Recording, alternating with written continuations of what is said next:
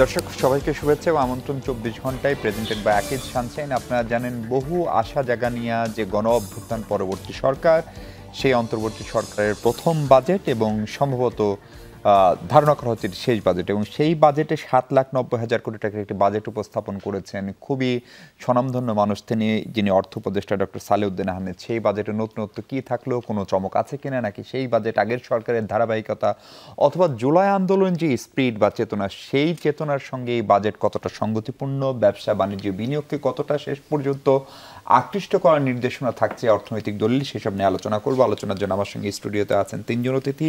আছেন অর্থনীতির অধ্যাপক, জাহাঙ্গীরনগর বিশ্ববিদ্যালয়ের প্রফেসর শারমিন নীলুর মিয়া, আপা স্বাগত আমাদের সঙ্গে যুক্ত হওয়ার জন্য। আমার সঙ্গে আছেন Dhaka chamber of commerce and ইন্ডাস্ট্রির সভাপতি ইলেক্ট আশরাফ আহমেদ। আশরাফ ভাই, আপনাকেও স্বাগত এবং ধন্যবাদ। এবং আছেন doctor Masrur Riaz policy exchange বাংলাদেশের চেয়ারম্যান। ডক্টর রিয়াজ, আপনাকেও স্বাগত। প্রফেসর নীলুর মিয়া, আপনাকে দিয়ে আলোচনা শুরু করতে চাই। বাজেটের আকার আমরা সচরাচর সবসময় বাড়ে সেটা দেখে অভ্যস্ত ছিলাম, এবার দেখলাম ৭,৯০,০০০ কোটি, খানিকটা কমেছে। ফলে এটি নিয়ে গতকালকে অর্থ উপদেষ্টাকে জিজ্ঞেস করেছিলাম, তিনি বলছেন আগের সরকার নানান প্রকল্প, মেগা প্রকল্প, চুরি চামারি, জোচ্চুরি ইত্যাদির জন্য বাজেটের আকার বড় হতো। বাজেটের আকার কমাটা আসলে কি বার্তা দেয়? ধন্যবাদ। বাজেটের আকার কমা নিয়ে আমি খুব চিন্তিত না। স্বাভাবিক অর্থনীতির উন্নয়নের ধারাবাহিকতায় যদি থাকতাম তাহলে বাজেটের আকার বৃদ্ধি পাওয়াটা স্বাভাবিক ছিল। এমন কোনো তাৎপর্যপূর্ণ কমেনি, কিন্তু হ্যাঁ, মানে একটা বছর তো অনেক সময়, সেখানে এই ধারাবাহিকতায় তো আসলে বেশ খানিকটা এগিয়ে যাওয়ার কথা ছিল। তো সেটা যে ঘটবে না সেটা বোঝা যাচ্ছিল, এবং সরকার তো প্রথম থেকে সংকোচনমূলক নীতির কথা বলে আসছেন বিভিন্ন বাস্তবতার কারণে, ফলে সেটার একটা প্রতিফলন ঘটেছে। কিন্তু যেটা দুশ্চিন্তার বিষয়, যে বর্তমানে এই গত 10 মাসে অর্থনীতির যে বরাদ্দ ছিল 24-25-এ, সেটা যথেষ্ট পরিমাণ মাঠে গড়ায়নি। এডিপি ধরেন 35-36% মতো বাস্তবায়নের, যেটা সাম্প্রতিক সময় সবচেয়ে কম। হ্যাঁ, একদমই কম। এবং স্থানীয় পর্যায়ে বিশেষ করে আপনি যদি কাজের বিনিময়ে খাদ্য এবং কাজের বিনিময়ে কর্ম এগুলো যদি সামাজিক নিরাপত্তা দেখেন, 70% মতো মাঠেই গড়ায়নি। তো ওই জায়গা থেকে বাস্তবায়ন যোগ্যতা, আপনি বাজেটে ধরেন একই বরাদ্দ দিলেন, কিন্তু যদি আবারও না গড়ায়, সেটা একটা বড় দুশ্চিন্তার কারণ হয়ে থাকছে। না গড়ানোর একটা আশঙ্কা থাকছে এই কারণ হচ্ছে আমার মাঠে গড়ানোর জন্য যে ইনস্ট্রুমেন্ট বা ভেহিকেলগুলো দরকার, স্থানীয় সরকারের যে প্রতিনিধি দরকার, সেটা মাঠ পর্যায়ে নাই না। ইউনিয়ন পরিষদেরও যে কজন রয়েছেন, ওনারা আসলে এখন এত চোখ থাকা ভালো, কিন্তু এত ধরনের যন্ত্রণার মধ্যে থাকতে হয় যে সেটা অনেক সময় অনীহা প্রকাশ করেন ওইটুকু টাকা নিতে, ফলে মাঠে টাকা গড়াচ্ছে না। এবং এইটার ক্ষতিটা আমরা দেখতে পাবো এই যে বর্ষাকালটা আসছে। আমার রাস্তাঘাট যেহেতু মেরামতে খুব একটা মনোযোগী হই নাই, এই বড় ধরনের ফেরে আমরা পড়তে যাচ্ছি আসলে গ্রামীণ অবকাঠামোর এই ধরনের মানে জায়গায়। আপা, বৈষম্য একটা বড় কি বলে একটা স্টেক এই সরকারের, বিশেষ করে বৈষম্য হ্রাস, কারণ সেখান থেকেই জুলাই গণ অভ্যুত্থানের সূচনা। ফলে বৈষম্য কমানোর, শহর গ্রাম, ধনী গরিব, বড় ব্যবসায়ী ছোট ব্যবসায়ী অথবা যে কোনো ধরনের বৈষম্য কমানোর সুস্পষ্ট কোনো নির্দেশনা বা দর্শন কি এই বাজেটে পেলেন অর্থনীতিবিদ হিসেবে? আমি জেন্ডার বাজেট থেকে তাহলে একটু উদাহরণ দিই। জেন্ডার বাজেটটা যদি দেখেন, আপনার জেন্ডার রেলেভেন্ট অ্যালোকেশন আমরা বলে থাকি, সেখানে বাজেটের সাপেক্ষে অর্থায়ন কমেছে খানিকটা। ধরেন এটা এমন সিগনিফিকেন্ট না, 34% গত বছর ছিল, এবছর 33% হয়েছে। গুরুত্বপূর্ণ সেই জায়গা না, গুরুত্বপূর্ণ হচ্ছে আমি আমার স্বপ্ন কিভাবে একটা পাবলিক এক্সপেন্ডিচার নারী পুরুষ সকলের জন্য কার্যকর করে তুলব, সেটাই তো আমার জেন্ডার বাজেটে প্রতিফলিত হয়। এটা তো নারীর জন্য কোনো অ্যালোকেশন না, তার মানে এটা আলাদা কোনো অ্যালোকেশন না। ফলে আমি আমার ওই স্বপ্নটাই যদি সমেত না চলতে পারি, সেখানে যদি আমার কোনো অগ্রগতি না হয়, তাহলে তো আমি আসলে আপনি আকাঙ্ক্ষা যতই বলেন না কেন, সেই জায়গাটা পূরণ হবার মতো নয়। তো ওখানে আমি আজকে পড়ে দেখলাম যে অনেক ভালো কথা আছে, মোটা দাগে আসলে আমার আকাঙ্ক্ষা পূরণ হবার মতো তেমন কোনো সুযোগ নাই। আমি এর পরের বার যদি সুযোগ হয় আমি বলবো কোন কোন জায়গায় কমেছে, খুব সিগনিফিকেন্টলি অ্যালোকেশন কমেছে। আপা আমি আসবো আপনার কাছে। আশরাফ আহমেদ, আপনার কাছে সরাসরি প্রশ্ন হচ্ছে যে এই সরকার দুর্নীতি বিরোধী, এই সরকার ব্যবসা বাণিজ্য বিনিয়োগ বান্ধব, তেমনটা সরকারের দাবি। বিশেষ করে বিদেশি বিনিয়োগকারীদেরকে উৎসাহিত করতে নানা রকমের আয়োজন ইন্তেজাম খুবই দৃশ্যমান। ফলে শেষ পর্যন্ত এই বাজেটকে আপনারা কিভাবে দেখছেন? কতখানি ব্যবসা বাণিজ্য এবং বিনিয়োগ বান্ধব হলো ডক্টর সালেউদ্দিনের অর্থ উপদেষ্টা হিসেবে প্রথম বাজেট? দেখুন, যদি আমি একটু প্রথম গোড়া থেকে শুরু করি, এটা আসলে আমার দেখা প্রথম contractionary budget in the sense যে আমরা আসলে আমাদের গত বছরে যা বাজেট ছিল, যা টার্গেট ছিল, আমাদের লক্ষ্যমাত্রা তার থেকে কমিয়ে এনেছি। বাজেটের আকার 1% ছোট হয়েছে, যদিও এটা আসলে আমাদের রিভাইজ বাজেট কিংবা অ্যাকচুয়াল ডিসবার্সমেন্টের থেকে বেশি থাকছে। সবচেয়ে দুর্ভাগ্যজনক বিষয় হচ্ছে, দেখুন, এই রিডাকশনটা এটা করা হয়েছে আমাদের ডেভেলপমেন্ট বাজেটে। ডেভেলপমেন্ট বাজেট প্রায় 2 লক্ষ, আমার যতটুকু মনে আছে 2,78,000 কোটি টাকার লেভেল থেকে কমিয়ে এটাকে 2,30,000 কোটি টাকা লেভেলে নামিয়ে আনা হচ্ছে। এই ইনভেস্টমেন্টটা এটা কিন্তু সরাসরি ব্যবসা বাণিজ্যে প্রভাব ফেলবে, কারণ আমাদের যে আপনার কনস্ট্রাকশন সেক্টর এবং তার সাথে রিলেটেড যে building materials production, cement, steel, এই শিল্পগুলো, হ্যাঁ, তারপরে আপনার এটার সাথে রিলেটেড যে লজিস্টিক্স, যে এগুলো ট্রান্সপোর্টেশনের যেই সেক্টরটা, এখানে এটার পুরো সেক্টরটার একটা বড় অংশ আসে আসলে পাবলিক এক্সপেন্ডিচার থেকে। সো সেটা যদি ড্রাস্টিক্যালি কমে যায়, তখন এই ইন্ডাস্ট্রিগুলো মোটামুটি সবকটাই শ্রিঙ্ক করলে যেই জিনিসটা হবে সেটা হচ্ছে এই ক্ষেত্রগুলোতে যেই বিপুল পরিমাণ শ্রমিক কাজ করেন তারা কর্মহীন হয়ে পড়বেন। কর্মহীন হয়ে গেলে এদের একটা বড় অংশ আশঙ্কা করছি আমরা যে তারা দারিদ্র্যসীমার নিচে চলে যাবেন নতুন করে। এটা হচ্ছে একটা সাইড। সো কিন্তু এটা করা হয়েছে কেন? করা হয়েছে আপনার যাতে আমরা বাজেট ডেফিসিটটাকে কমিয়ে আনতে পারি। কেন? ডেফিসিট কমালে কি হবে? ডেফিসিট কমালে আশা হচ্ছে যে আমাদের ইনফ্লেশন কমে আসবে। এইখানে ব্যাপারটা হচ্ছে যে বাজেটের যে অন্য অংশটা, যেখানে রাজস্ব ব্যয় ইনক্লুডেড হচ্ছে, সেখানে কিন্তু আমরা দেখতে পাচ্ছি যে এই রাজস্ব ব্যয়ের মধ্যে কিন্তু আপনার সরকারি কর্মকর্তাদের বেতন ভাতা আছে, সরকারি বিভিন্ন স্থাপনার আপকিপের জন্য কিংবা মেরামতের জন্য খরচ আছে, এই জিনিসগুলো, এবং সেটার সাথে সাথে সুদের খরচটাও আছে। ওখানে কিন্তু আমরা একটা 5% গ্রোথ দেখতে পাচ্ছি। এবং হিস্টোরিক্যালি আমরা জানি, এবং এটা কিন্তু যে আপনার সুদের খরচে 5% গ্রোথ কিন্তু না, টার্গেটে 1,22,000 কোটি টাকা ছিল, 21,000 কোটি টাকা ছিল, এটা 1,22,000 কোটি টাকায় থাকছে। তাহলে যে এই গ্রোথটা হচ্ছে সেটা কোথায় হচ্ছে? সেটা হচ্ছে আপনার সরাসরি সরকারি কর্মকর্তাদের বেতন ভাতায়। এটার ইউজুয়াল ইম্প্যাক্ট হচ্ছে এই জিনিসটা হলে সাথে সাথে ইনফ্লেশন বাড়ে। সো একই সাথে বাজেটে আমরা যেটা দেখতে পাচ্ছি যে একদিক থেকে যেমন ব্যবসা বাণিজ্যের উপরে একটা প্রভাব পড়ছে, ডেফিসিট কমিয়ে ইনফ্লেশন কন্ট্রোল করার চেষ্টা করা হচ্ছে। এটার ফলশ্রুতি হচ্ছে যে গ্রোথ কমে যাবে, আনএমপ্লয়মেন্ট বাড়বে, এবং উল্টো দিকে আমরা দেখছি যে কিছু কিছু জায়গায় বরাদ্দ বাড়িয়ে যেটাকে ইনফ্লেশনকে কিছুটা উস্কে দেবে, এই কাজটাও করা হচ্ছে। সো এইটা একদিক থেকে ইন এ ভেরি ম্যাক্রো পার্সপেক্টিভে এটা খুব মিক্সড একটা সিগন্যাল দিচ্ছে আমাদেরকে। আমাদের ব্যবসায়ীদের জন্য যদি আরেকটু স্পষ্ট করে বলে, আমাদের জন্য সিগন্যালটাও এরকমই। কারণ কিছু কিছু জায়গায় আমরা ইনফ্লেশন কমুক আমরাও চাই, কারণ ইনফ্লেশনের ফলে আমাদের ডিমান্ড কমে যাচ্ছে, আমাদের প্রোডাক্টের ডিমান্ড কমে যাচ্ছে, আমাদের খরচ বেড়ে যাচ্ছে।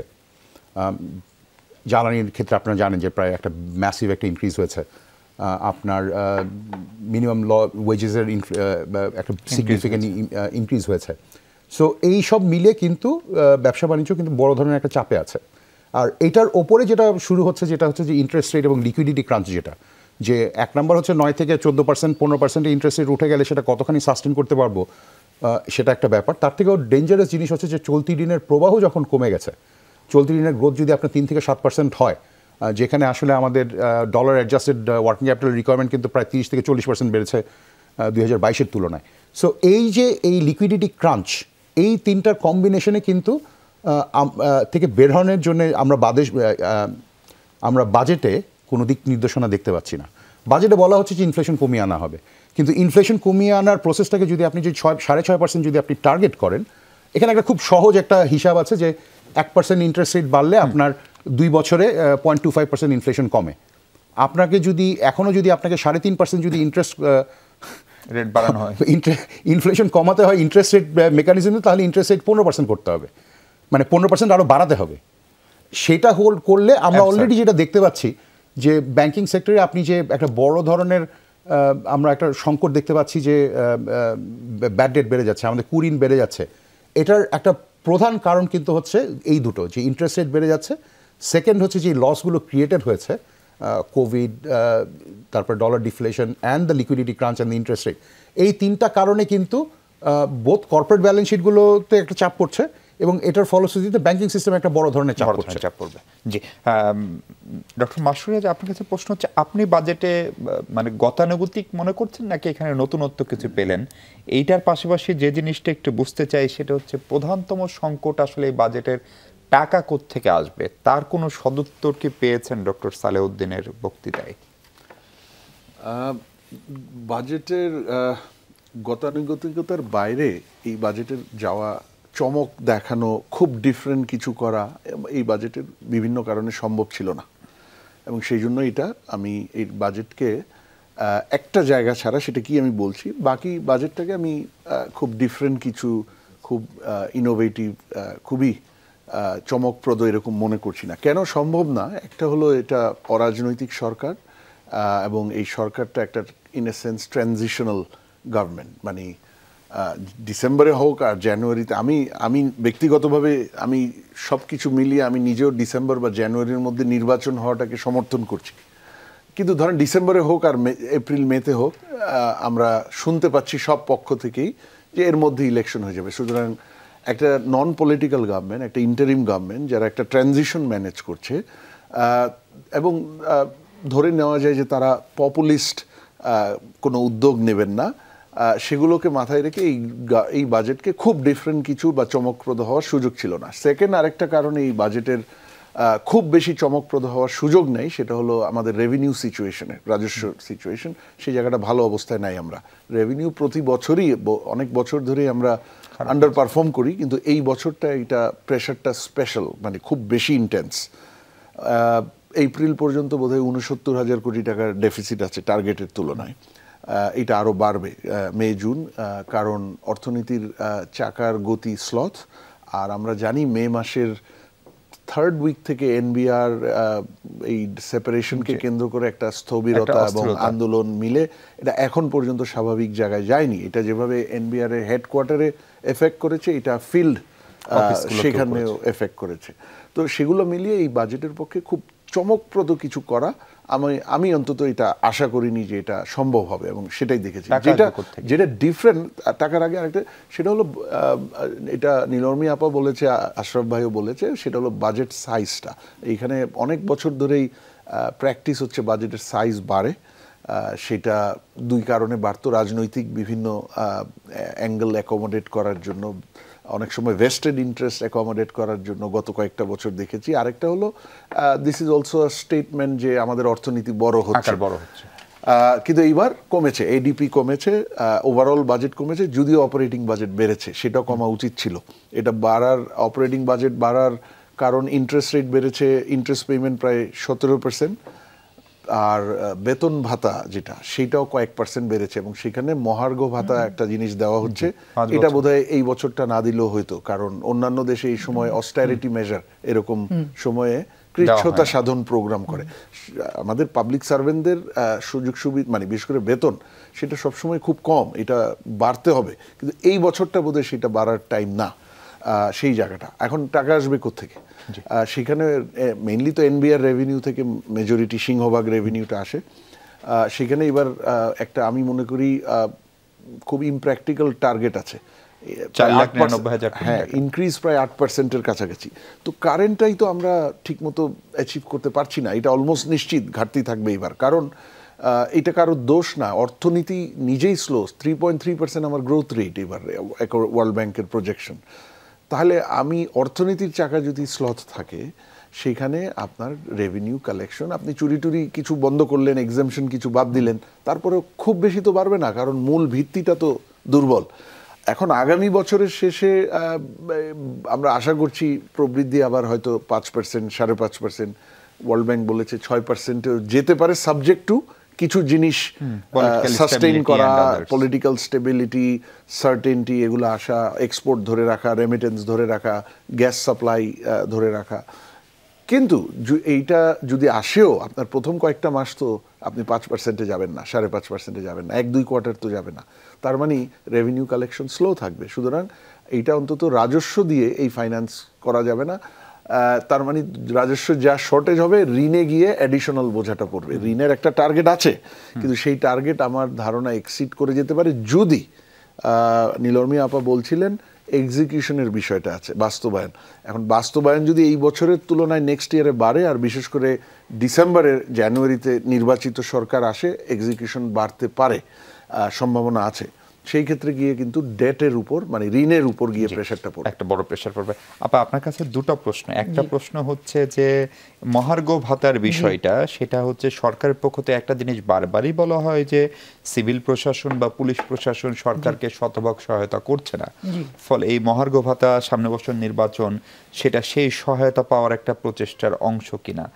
এবং আমরা ধারণা করছি যে নির্বাচনকে কেন্দ্র করে সামনের দিনে যদি অস্থিরতা আরও বাড়ে, তার প্রভাবও যে অর্থনীতিতে পড়তে পারে, সেইটা অর্থ উপদেষ্টার মাথায় ছিল কিনা বা বক্তব্যে তার কোনো পরিলক্ষিত হয় কিনা, তার কোনো ভাবধারা, সেটা শুনবো দর্শক। তার আগে একটা বিরতি নিয়ে একটু পরে ফিরছি।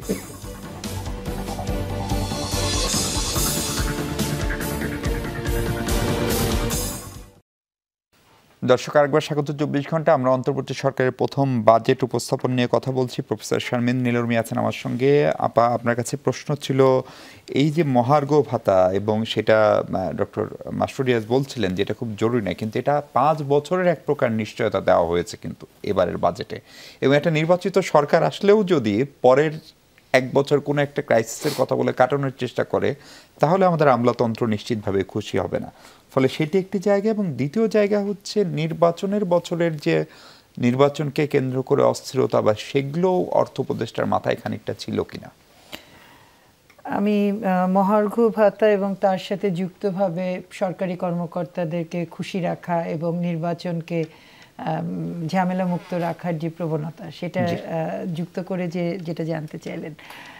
দেখেন, এখন যে পরিস্থিতি, এটা সত্যি মাসরুর বলেছেন যে 2015-র পর থেকে কিন্তু সরকারি কর্মকর্তাদের বেতন ভাতা বাড়েনি।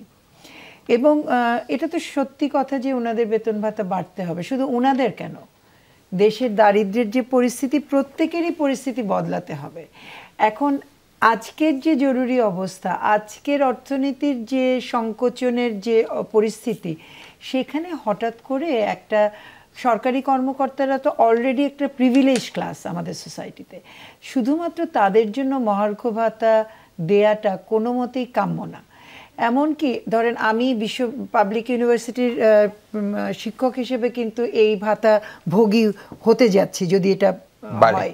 কিন্তু মানুষ যেভাবে, মানে এটা তো কোনো সম্মানজনক কথা না যে আপনি সকলকে বঞ্চিত করে আপনি যেটুকুই বা রিসোর্স আছে আপনি আপনার জন্য নিয়ে নিলেন, এবং আপনি বাজারে যখন যাবেন দেখবেন যে রিয়েল টার্মে কিন্তু আপনি আসলে তেমন কিছু গেইন করেননি। তার চেয়ে অনেক সম্মানযোগ্য হতো এই সময়টা ভাতাটা না দেয়া, এবং পরবর্তীতে অর্থনীতি যখন আসলে তার আপন গতিপথে আবার সংকোচনমূলক না, সম্প্রসারণশীল একটা গতিপথে উঠতো, সেই সময়ে যথাযথভাবে শুধুমাত্র সরকারি কর্মকর্তা না, স্কুল শিক্ষকদের বেতনও আপনি সমন্বয় করতেন।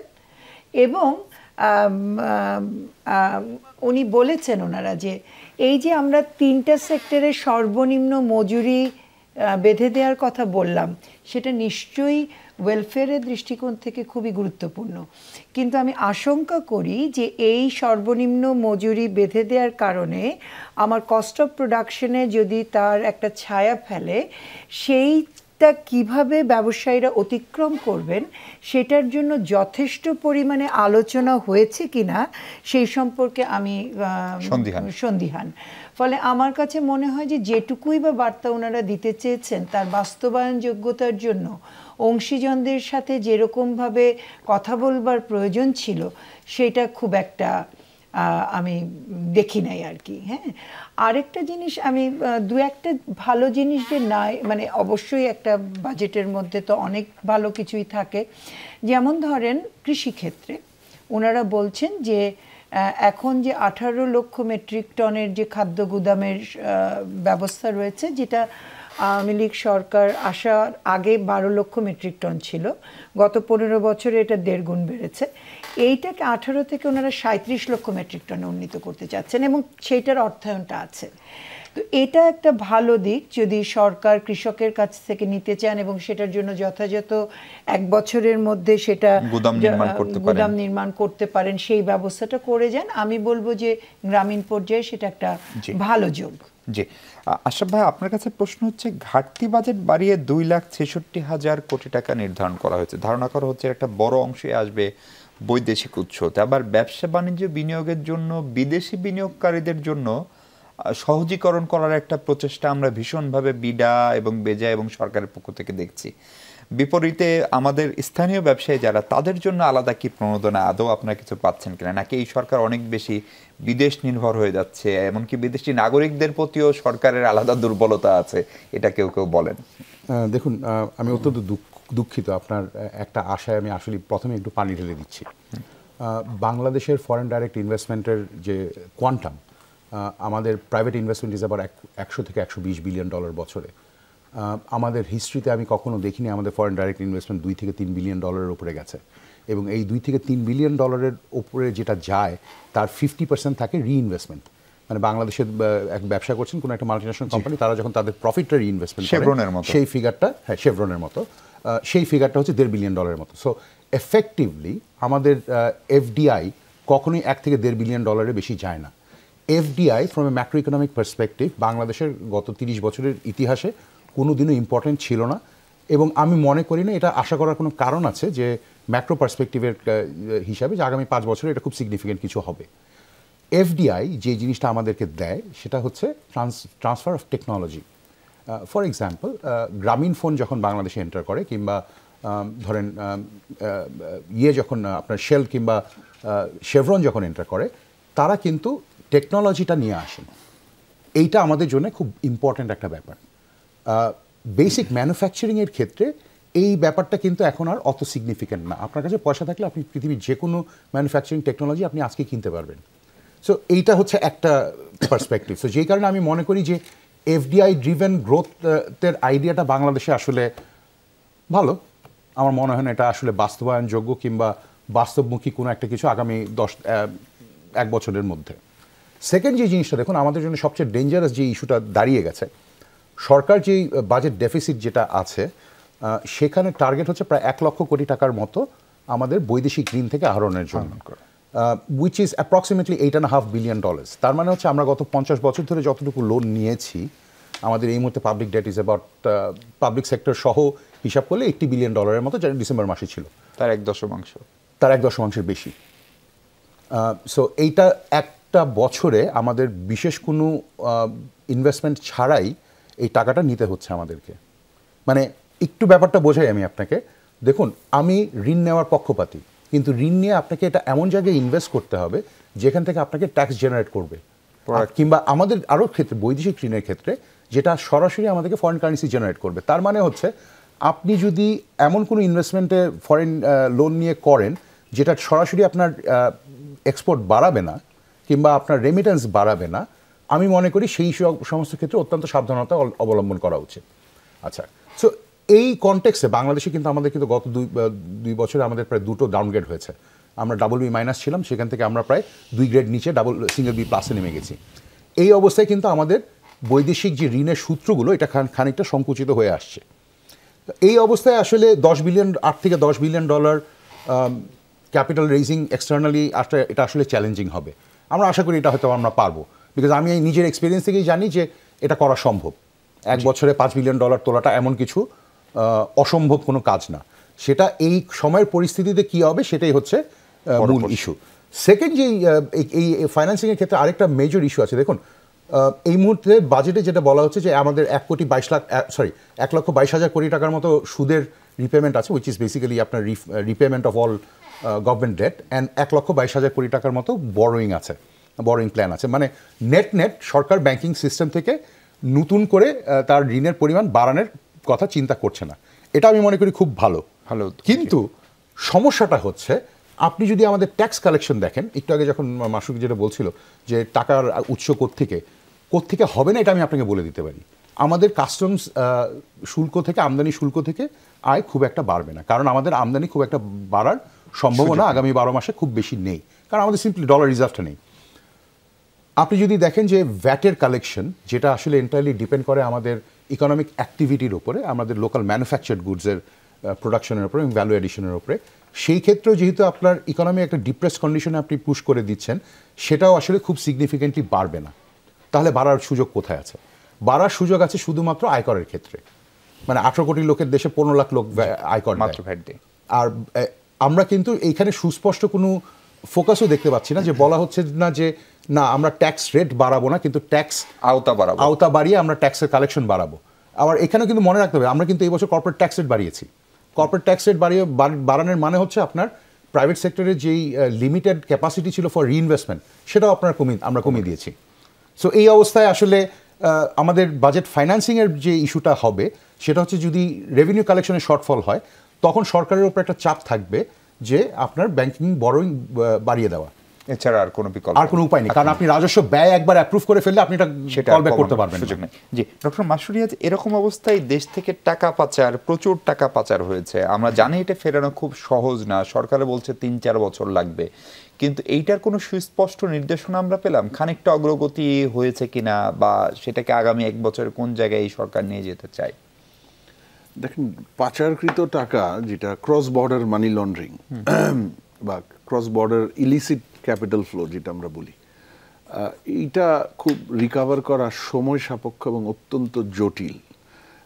কেননা এটা মাল্টিপল দেশের আইনি জটিলতাকে অ্যাড্রেস করতে হয়, জুরিসডিকশন যেটাকে বলি, আইনি এক এক দেশের আইন এক এক রকম।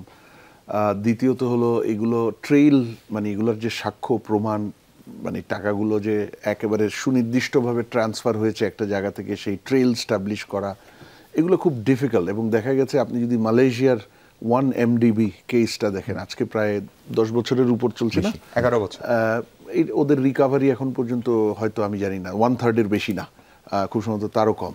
তাই বলে আসবে না তা না, এফোর্ট তো দিতেই হবে।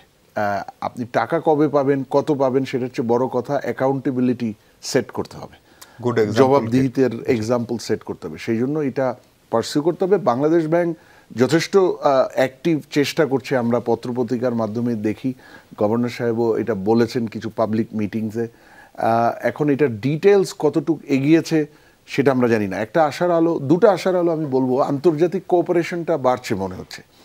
একটা হলো কয়েকটা, মানে যেসব ডেস্টিনেশন কান্ট্রি, এগুলো তো আমরা পত্রপত্রিকায় যেটা দেখেছি এবং ধারণাই করতে পারছি, এগুলো উন্নত দেশে গেছে, সিঙ্গাপুর, অস্ট্রেলিয়া, ইউকের অনেকগুলো হাই প্রোফাইল কেস এই বাংলাদেশ থেকে যারা পাচার করেছে পত্রপত্রিকায় এসছে গত 2 বছরে। তো তাদের সাথে দেখা গেছে যে তাদের সরকারগুলোর সাথে কোঅপারেশন, যোগাযোগ স্ট্যাবলিশ হচ্ছে, সেইটা একটা পজিটিভ দিক। দ্বিতীয়, আমি আরেকটা পজিটিভ দিক হলো যে এইটার জন্য আন্তর্জাতিক বিশেষায়িত স্পেশালাইজ সংস্থা বা ফার্ম, তাদের সাথে বাংলাদেশ ব্যাংক বা বাংলাদেশ ব্যাংকের নেতৃত্বে যে ইন্টারমিনিস্ট্রিয়াল কমিটি আছে বা আন্তঃ এজেন্সি কমিটি আছে, তারা কথা বলছে। সেটাও যদি হয়, আমি মনে করি সেটাও একটা পজিটিভ। কারণ এই ক্রস বর্ডার ইলিসিট মানি ফ্লো, এটাকে রিকাভার, স্টোলেন অ্যাসেট রিকাভারি যেটা বলে, এটা হাইলি স্পেশালাইজ। এটার ওই যে একটু আগে বললাম, ট্রেইল স্টাবলিশ করা, এটার ফরেনজিক অ্যাকাউন্টিং, অডিট, দেন যেখানে গেছে সেই জায়গায় আইনি ব্যবস্থা বোঝা, সেই আইনি ব্যবস্থা বুঝে ব্যবস্থা নেওয়া, নেগোসিয়েশন, এগুলা কিন্তু আসলে পৃথিবী জুড়ে এগুলোর জন্য খুবই বিশেষায়িত ফার্মস, মোস্টলি ল ফার্মস বা অ্যাকাউন্টিং ফার্ম আছে, তাদের সাথে বোধহয় কোঅপারেশন বাড়ছে, সেটাও একটা আশার আলো। একটা আশার আলো দেখা গেল মাসুর ভাই। মাসুর, আরেকটা হচ্ছে কালো টাকা সাদা করার যে বিধানটা এখন রাখা হলো, আমরা জানি যে কালো টাকার মালিক কারা, ফলে এটা কি কোনোভাবে সেই মালিক যার একটা বড় অংশই তার এখন দেশে নাই, ফলে সেই টাকা ট্রান্সফার হচ্ছে তার একটা শক্তির হাতে, সেইটার বিধানের অংশ করতে গিয়ে সেই সুযোগ দেওয়া হলো, নাকি এটার কোনো ইকোনমিক ইমপ্লিকেশনও আছে সরাসরি? মানে সরকার এটা দেওয়ার পিছনে কি যুক্তি কাজ করতে পারে বা কি মনস্তত্ত্ব কাজ করেছে ডক্টর সালেউদ্দিন আহমেদের, সেটা আপনার কাছে শুনবো। দর্শক, তার আগে আবারও বিরতি নিই।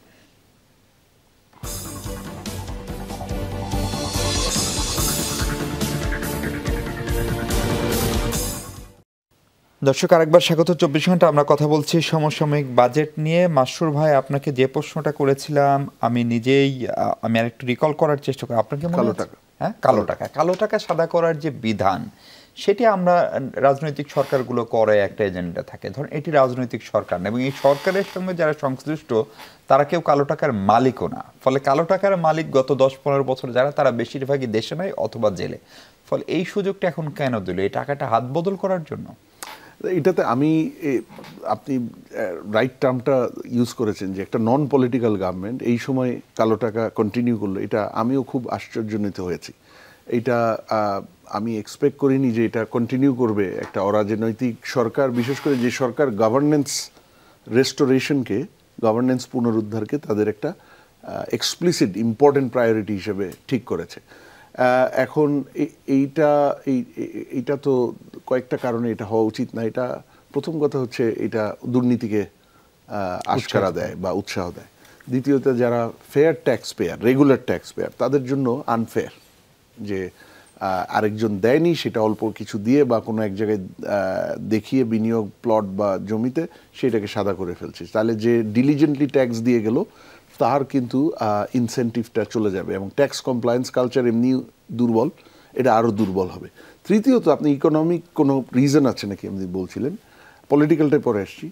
এটার খুব বেশি ইকোনমিক ভ্যালু এডিশনে নেয়। আপনি যদি গত 10 বছরের রেকর্ড দেখেন, কালো টাকা সাদা যখন ছিল প্রিভিয়াস পলিটিক্যাল গভর্নমেন্টের সময়, বছরে কি অনেক টাকা এটার মাধ্যমে সাদা হয়েছে বা অনেক টাকা ট্যাক্স পাওয়া গেছে সেই জরিমানা যতটুকুই আছে? আসলে না। তাহলে এটার সেই ইকোনমিক ভ্যালুটাও সেই ধরনের খুব একটা আকর্ষণীয় নয়। এখন কোয়েশ্চেন হলো যে পলিটিক্যাল লোক বা আপনি যেটা বলছেন যারা পালিয়ে গেছে তাদের টাকা হতে পারে, কিন্তু কথা হলো যে তাহলে তো দুর্নীতিকেই আমরা উৎসাহিত করলাম। সুতরাং এটা আসলে আউটরাইট এটা বন্ধ করা উচিত। এখনো সময় আছে, এটা আমার মনে হয় এটা আগানো ঠিক হবে না। আশরাফ ভাই, আপনার কাছে একটা প্রশ্ন করতে চাই, সেইটা হচ্ছে যে ধরেন ইলেকশন কমিশন যে চাহিদাপত্র দিয়েছিল সরকারকে, তার অর্ধেক বাজেট বরাদ্দ করা হয়েছে। পুরো রাজনীতি আবির্ভূত হচ্ছে নির্বাচনকে কেন্দ্র করে 3000 কোটি টাকা বরাদ্দ। আমাদের ইলেকশন কমিশন 5 বছর একটা জাতীয় নির্বাচন সচরাচর তারা করে থাকে, সেটার কস্ট অনেক। ফলে এই সময় ইলেকশন কমিশনকে চাহিদার 50% বরাদ্দ দেওয়া, এটাও কোনো রাজনৈতিক বার্তা দেয় কিনা? অথবা ইলেকশন নিয়ে যে দ্বিধাদ্বন্দ্ব তৈরি হয়েছে সেটার ক্ষেত্রে এটা কোনো একটা ইকোনমিক ইনপুট বলে মনে করেন কিনা আপনারা ব্যবসায়ীরা? Not necessarily. দেখুন, ইলেকশন বাজেটের ব্যাপারটাতে একটা বড় ধরনের একটা ইস্যু আছে। সেটা হচ্ছে ইলেকশন বাজেটে কিন্তু আপনার স্পেসিফিক ইলেকশন রিলেটেড ইনভেস্টমেন্ট যে খুব বড় কিছু করতে হয় তা কিন্তু না। কারণ বাংলাদেশে ইলেকশন কন্ডাকশনের যেটা প্রাইমারি কাজ সেটা কিন্তু করেন বিভিন্ন ধরনের সরকারি কর্মকর্তারা। তারা কিন্তু অলরেডি বেতন অলরেডি পাচ্ছেন। সো তাদেরকে যে এক্সট্রা যে টাকাটা দেওয়া হয় সেটা হয়তো ইলেকশন বাজেটের ভিতর থেকে আসে। আর ইলেকশন সামগ্রীর যে ওভারঅল পরিমাণ সেটা আসলে এমন কিছু বেশি না। ব্যাপারটা এমন না যে আপনাকে প্রত্যেকটা গ্রামে গিয়ে একটা ইলেকশন বুথ বানাতে হচ্ছে। আপনাকে যে ইলেকশন বুথটা তৈরি হচ্ছে সেটা হচ্ছে এক্সিস্টিং কোনো একটা ইনফ্রাস্ট্রাকচারকে ব্যবহার করে, একটা স্কুলকে কিংবা এই ধরনের কোনো কমিউনিটি সেন্টারকে ব্যবহার করে একটা নির্বাচন অনুষ্ঠান করতে হয়। সো বড় ধরনের কোনো ইনভেস্টমেন্ট প্রজেক্ট না থাকলে ইলেকশন বাজেটটা আমি মনে করি না খুব বেশি কিছু ইন্ডিকেটিভ। জি আপা, আপনার কাছে যে প্রশ্নটা করতে চাই, আমরা দেখলাম যে জুলাই যোদ্ধাদের জন্য অনেকগুলো কাজ করা হয়েছে। তাদের জন্য একটা ট্যাক্স, একটা আলাদা ক্যাটাগরি তৈরি করা হয়েছে, যেটি এখন থেকে ট্যাক্স রিটার্ন ফর্মে সংযুক্ত থাকবে। জুলাই যোদ্ধা ক্যাটাগরি 5,25,000 আয়ের উপর থেকে তারা ট্যাক্স দেবেন। 405 কোটি টাকা আলাদা বরাদ্দ করা হয়েছে। 2,500-এর অধিক ফ্ল্যাট করা হচ্ছে। জুলাই গণ অভ্যুত্থানে একটা অধিদপ্তর করা হচ্ছে। ফলে এই সরকার যে জুলাই গণ অভ্যুত্থানের ফলে আসা সরকার অথবা জুলাই গণ অভ্যুত্থানের যারা নেতাকর্মী, যারা জীবন দিয়েছেন, যারা হতে আছেন, তাদের প্রতি দায়বদ্ধতা থেকে এটা করা। আপনি তো বিপদে ফেলার মতো প্রশ্ন করেন, এটা প্রথমে বলে নেই আর কি। নাকি এটার পিছনে অন্য কোনো উদ্দেশ্য থাকে, নাকি এটাও বৈষম্যহীন বাংলাদেশের প্রতিচ্ছবি কিনা? দেখেন, আমি যখন কোটা উঠিয়ে দেবার আন্দোলন যখন ছেলেমেয়েরা করেছে, তখন তো মুক্তিযোদ্ধা কোটা, মুক্তিযোদ্ধার নাতি নাতনির কোটা, সেগুলো নিয়ে কথা হয়েছে, তাই না? আমি সেই স্মৃতিতে ফিরতে চাই না। জুলাইয়ে যারা আহত হয়েছেন, জুলাইয়ে যারা শহীদ হয়েছেন, তাদের পরিবার, তাদের কর্মসংস্থান, এগুলো খুবই জরুরি বিষয়। এগুলো নিয়ে আমার কোনো ধরনের ইয়ে নাই, কোনো সন্দেহ নাই। তবে এটার জন্য একটা আলাদা অধিদপ্তর করাটা ঠিক হবে কিনা বা এটা যুক্তিযুক্ত কিনা, এইটা আমার কাছে মনে হয় যে এটা অধিকতর আসলে আলোচনার দাবি রাখতো এই বাজেটের মধ্যে। আসলে আমি মনে করি যে আপনি যে আয়ের সীমা বলেছেন সেটা ঠিক আছে, আমাদের অন্যান্য অনেক পিছিয়ে পড়া জনগোষ্ঠীকেও তো আমরা আয়ের সীমাটা ওটা দিই, সেগুলো খুব গুরুত্বপূর্ণ এফেক্ট ফেলবে না। এটা হচ্ছে আলাদা একটা ক্যাটাগরি স্বীকার করা এবং ওনাদেরকে সেই যে সম্মানের জায়গাটা রাখা, সেটা নিয়ে আমার কোনো বক্তব্য নেই। কিন্তু আমার বক্তব্য হচ্ছে যে আপনি এই যে অর্থায়নটা করা হচ্ছে, এই অর্থায়নটা আপনি অধিদপ্তর বা অন্যান্য কিছুর মধ্যে না দিয়ে ওনাদের একটা সম্মানজনক কর্মসংস্থানের, কর্মসৃজনের প্রক্রিয়ায় যদি দেয়া যেত, আমি মনে করি অনেক কার্যকর হতো এবং এটা ওনাদের জন্য অনেক সম্মানজনক হতো। মানে এই কোটা প্রথার বাইরে গিয়ে আর কি এই ওনাদের প্রতি বিশেষ একটা মনোযোগ রেখে মূলধারার অর্থনীতিতে ওনাদের এই যোগাযোগটা বাড়ানো, এটা আমি মনে করি যে অনেক গুরুত্বপূর্ণ ছিল আর কি। আচ্ছা, মাশরুরের একটা কথা প্রসঙ্গে আমি যদি একটু খুব অল্প করে বলি, কালো টাকার যে প্রসঙ্গটা, আমি মনে করি যে সরকার এখানে একটা অপরচুনিটি মিস করেছেন। দেখেন, কালো টাকা দুইভাবে হয় আমাদের, একটা হচ্ছে অপ্রদর্শিত আয়, আপনার সৎ টাকা কিন্তু সিস্টেমের ফেরে পড়ে সেটা আপনি দেখাতে পারছেন না। আরেকটা হচ্ছে অবৈধভাবে উপার্জিত টাকা। আপনি যদি সরকারি যন্ত্র বলেন, গোয়েন্দা সংস্থা বলেন, দুদক বলেন, সব ইনস্ট্রুমেন্ট আমাদের আছে এগুলোকে খুঁজে বের করার। হ্যাঁ, আপনি এই দুটাকে আলাদা করে অপ্রদর্শিত আয় যারা সিস্টেমের ফেরে পড়ে করেছেন তাদেরকে সুযোগ দিতেন, আর যারা বেআইনি টাকা রোজগার করেছেন তাদের টাকাটা কনফিসকেট করতেন, সেটা কিন্তু একটা বড় ধরনের বার্তা ছিল, সেটা পাবলিক ডোমেইনে যেত। আমি আরেকবার আসার চেষ্টা করব। মাসুদ, আপনাকে ছোট্ট করে একটু জানতে চাই যে এই বাজেট নিয়ে বিএনপি খুশি না, তারা বলছে বাজেটের আকার আরও কম হতো, এটা অবাস্তবায়নযোগ্য। জামাতেরও একই ধরনের প্রতিক্রিয়া, আমি বাম দলগুলোর প্রতিক্রিয়া দেখলাম, তাৎক্ষণিক যে প্রতিক্রিয়া, সেটা তারা কেউই খুশি না। ফলে সরকারের অন্য অনেক নীতির মতো বাজেট দিয়েও দলগুলোর সঙ্গে একটা দূরত্ব বাড়ার শঙ্কা তৈরি হলো কিনা? একটা তো দেখেন, রাজনীতি আর অর্থনীতি তো ওতপ্রোতভাবে জড়িত। তো রাজনীতিতে তো টেনশন আছে, গত কয়েক সপ্তাহ ধরে তো নিশ্চিতভাবে আছে, এবং কিছু দূরত্ব সৃষ্টি হচ্ছে সরকারের সাথে, বিশেষ করে নির্বাচন নিয়ে, সংস্কারের রোডম্যাপ, নির্বাচনের রোডম্যাপ নিয়ে। সেটার কিছুটা ছায়া বাজেট রিভিউতে পড়তে পারে, যে বাজেট যখন আমরা দেখব হাফ ফুল গ্লাস দেখছি না হাফ এমটি গ্লাস দেখছি, তখন কিন্তু এটা খুব স্বাভাবিক, এটা হিউম্যান অ্যাঙ্গেল থেকে, রাজনৈতিক স্ট্র্যাটেজির অ্যাঙ্গেল থেকে এটা আসবেই। আর খুশি না হওয়ার একটা কারণ যেটা হতে পারে, দেখেন, নির্বাচন হলে যেই ক্ষমতায় আসবে তার জন্য এখন যদি এমপ্লয়মেন্ট যে হারে কমে যাচ্ছে, বিনিয়োগ যে হারে কমে যাচ্ছে, এটা কিন্তু ইলেকশন হলে পরের দিন থেকেই ঠিক হয়ে যাবে। আমরা আশা করছি যে বিনিয়োগকারীদের কনফিডেন্স বাড়বে যখন ইলেক্টেড গভর্নমেন্ট 5 বছরের মেয়াদে একটা সার্টেন, মানে এটা একটা দীর্ঘ মেয়াদে তারা আসে। তারপরেও আপনার এখন থেকে যদি ব্যবস্থা নেওয়া না হয় বিনিয়োগ পরিবেশকে উন্নত করার, বিনিয়োগকে আকৃষ্ট করার, এসএমই স্মল বিজনেস পার্টিকুলারলি তাদের অবস্থা ভালো না, সেগুলো ঠিক করার, প্লাস এমপ্লয়মেন্ট ক্রিয়েট করার, তাহলে এই পরের ইলেকশনের পরে রাজনৈতিক সরকার যখন আসবে তখন সরকারে যে আছে সে তো বটেই, ওভারঅল রাজনৈতিক দলগুলোকে কিন্তু তাদের কনস্টিটিউয়েন্সিতে গিয়ে জবাব দেওয়া এবং তাদেরকে হ্যাপি করা ডিফিকাল্ট হয়ে যাবে। আশরাফ ভাই, আপনি যদি একটু সংক্ষেপ করে বলেন যে এই বাজেট বাস্তবায়নের সবচেয়ে বড় চ্যালেঞ্জ কি আপনার দৃষ্টিতে? এই বাজেট বাস্তবায়নের সবচেয়ে বড় চ্যালেঞ্জ হচ্ছে আমরা যেই ধরনের রেভিনিউ টার্গেট করছি সেই রেভিনিউ জেনারেট করতে আমাদের ইকোনমি আদৌ পারবে কিনা, এবং আশঙ্কার ব্যাপারটা হচ্ছে যে হয়তো বা পারবে না। সেই ক্ষেত্রে আমাদের সমস্যাটা যেটা হবে যে আমরা যে টার্গেটটা নিয়ে এগিয়েছিলাম, পারবে না কেন কি সক্ষমতার একটু আগে অভাব? যেটা বললাম যে দেখুন আপনার ট্যাক্সের সোর্স হচ্ছে 3টা বাংলাদেশে। আপনার হয় আমদানি শুল্ক থেকে আসতে হবে, আমদানি এই মুহূর্তে এটা বাড়ার সম্ভাবনা খুব কম বিকজ আমাদের এফএক্স রিজার্ভের কারণে। দ্বিতীয় হচ্ছে আপনার ভ্যাটের সোর্স, যেটা থেকে আপনার ম্যানুফ্যাকচারিং ভ্যালু অ্যাডিশন যদি আপনার ডিমান্ড কমে যায় যদি, সেখানে কিন্তু আসলে আপনার ভ্যাটের মানে আহরণ যে অনেক বাড়বে সেটা আশা করারও কোনো কারণ নেই, কিছুটা হয়তো বা বাড়বে যদি আমরা ভ্যাট নেটটা বাড়াতে পারি।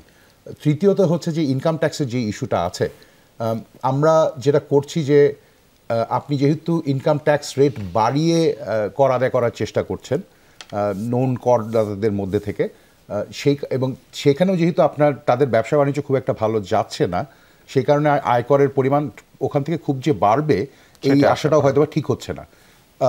একই সাথে আপনার যেটা করা যেত সেটা হচ্ছে যে কর জাল বাড়িয়ে যেটা আরও বৃদ্ধিটা যদি করা যেত সেটা হয়তোবা ফলপ্রসূ হতো। আমি একটা খুব ছোট্ট একটা স্ট্যাটিস্টিক্স দিই, আমাদের টোটাল ট্যাক্স কালেকশন ইন 2023-24 23-24 অর্থ বছরে ছিল 4,09,000 কোটি টাকা। সেই হিসাবে আমাদের এই বছরের যে নতুন যে বাজেট করা হচ্ছে সেখানে আমরা ধরছি 5,65,000 কোটি টাকা।